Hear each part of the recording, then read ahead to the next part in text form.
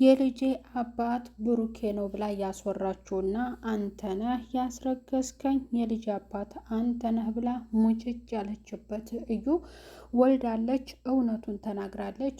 ልጁ የብሩክ እንዳልሆነ ታውቋል።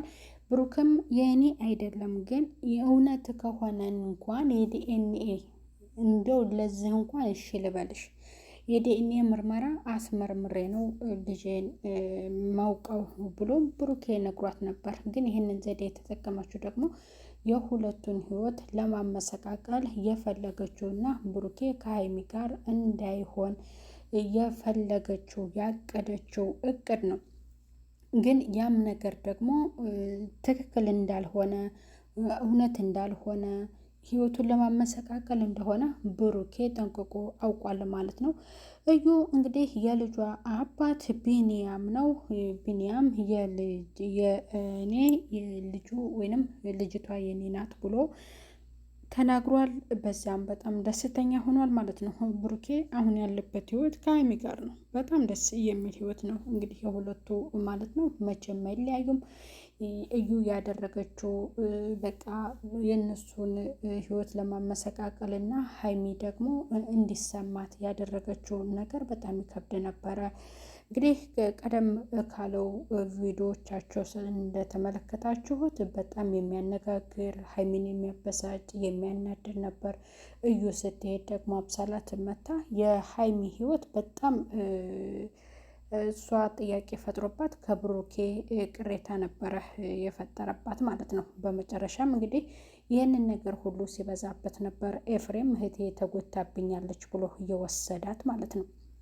እና የአብሳላት መውለድ አሁን በጣም ለእሱም ማለት ነው ለብሩኬም አንደኛ ሰላም የሚሰጡ ነው። ለምን ተወርቶበታል።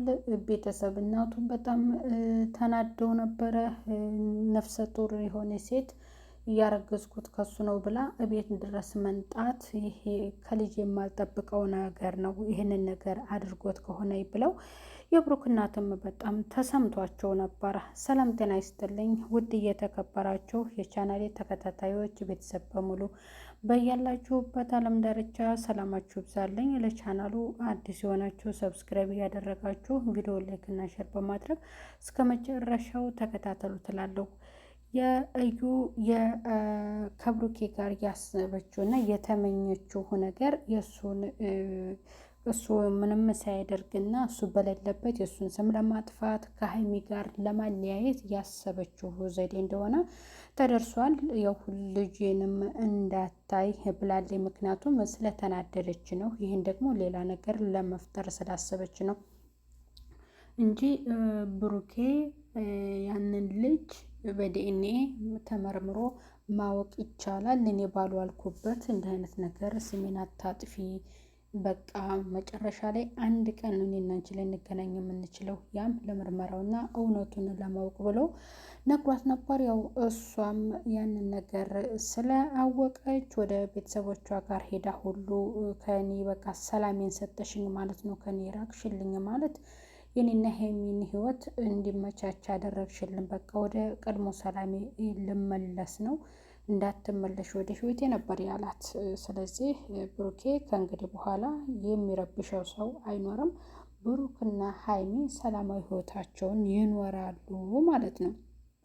ስለዚህ ሀይሚም በብሩክ ላይ ያላትን የመጠራጠር እዩን ስታያትም በቃ በሌላ ነገር መመኘት አብሳላትም ብትሆን ብሩኬ በጣም ስላስጠነቀቃት ወደ ብሩኬ ህይወት መመለስ ወይንም መቼም አይናውጣ ካልሆነች አእምሮ ቢስ ካልሆነች ደደብ ሴት ካልሆነች እንደዛ ተናግሯት ልትመለስ አትችልም ማለት ነው። ስለዚህ ብሩኬ አሁን የአብሳላት በቀጣዩ ምንም የምትለው ነገር የለም። ሄደን የምርመራው እሱ ይካሄድልኝ ስሜ ጠፍቷል ሊል ይችላል። አባትየው ደግሞ ኧረ በልጅ አትቀልዱብኝ ሊልም ይችላል። እሷም ደግሞ ወይ ይቅርታ ልትጠይቅ ትችላለች። ብሩኬ ግን ምርመራው ይካሄድ ስሜን አጥፍተሸዋል፣ ያንን የዲኤንኤ ውጤት ምርመራ የሚጠብቅ ሰው አለ ብሎ ብሩክ ሊል ይችላል ማለት ነው እዩን። እሷ ዝም ብትልም እሱ ብዙ ነገር በቃ ቢያንስ አንተን ይመስላል ወደ ውስጥ እየተራገጠ ነው። መወለድ የፈለገው በአባቱ ቤት ነው። ቁርጥ አባቱን መሳይ ልጅ ነው የሚወለደው እያለች እንግዲህ ብሩክን እየተጨቃጨቀችው ነበረ። ሀይሚም ምን ይልውጣልሽ እና በቃ አንቺ ተቀመጭም እስከ ማለት ድረስ ነበር እንግዲህ በብሩኬ ቤት ያን ያክል በኮንፊደንስ ስትናገር ሀይሚ በጣም ተሰምቷት ነበረ ማለት ነው። በዛም ምክንያት ደግሞ ያው ሀይሚ ከብሩኬ ጋር ያላት ነገር ክፍተት እየፈጠረ ክፍተቱ እየጨመረ ነበር የመጣው። ያብሳላትም በስራ ቢገናኙም እሷም ደግሞ አላርፎ ብላ ሌላ ነገር በሌላ ሀሳብ ከች ብላ ነበር ማለት ነው። ሲብስበት ነው ኤፍሬምም ይሄን ሀሳብ እንደገና ያመጣው። ኤፍሬም ደግሞ በብሩኬና በሀይሚ መቀራረብ እና ብሩኬ ከጉዞዋ ሀይሚን ስላስቀራት ኤፍሬም ምን ያስብ ይሆን? ይህ ነገር ስጋት ሊፈጥር ይችላል። ምክንያቱም ኤፍሬም የሰጠው ምላሽ የለም። የኤፍሬም ምላሽን በጉጉት እንጠብቃለን። ሀይሚን ለምን አስቀራት ሊል ይችላል። እንደገና አንጣትና አገናኘኝ ብሎት ሁለቱ ሲያወሩ አንተ አታስፈልግም ብሎት ሄዶ ነበረና እኔን እንደዛ አድርገህ የእሷን የበረራ ጊዜ ለምን እንትን እንዲበላሽ ወይንም እንዲቀር አደረክባት ብሎ ደግሞ እሱም ሌላ ነገር ሊፈጥር ይችል ይሆናል ላለሁ ቤተሰብ። ያንን ደግሞ እስኪ የኤፍሬምን ምላሽ እና ሀይሚ ለኤፍሬም የምትለውን ነገር ሊደውልለት ብላለች ማለት ነው። እሷ ራሱ እውነት ደውላለት ስታወራው ምን አይነት ምላሽ መለሰላት የሚለውን በቀጣይ ክፍል የምናይ ይሆናል። ኤፍሬም ያው እሰይ አይልም መቼም፣ ምክንያቱም ሀሳቧን እንደሚደግፍላት ነው የተናገረው።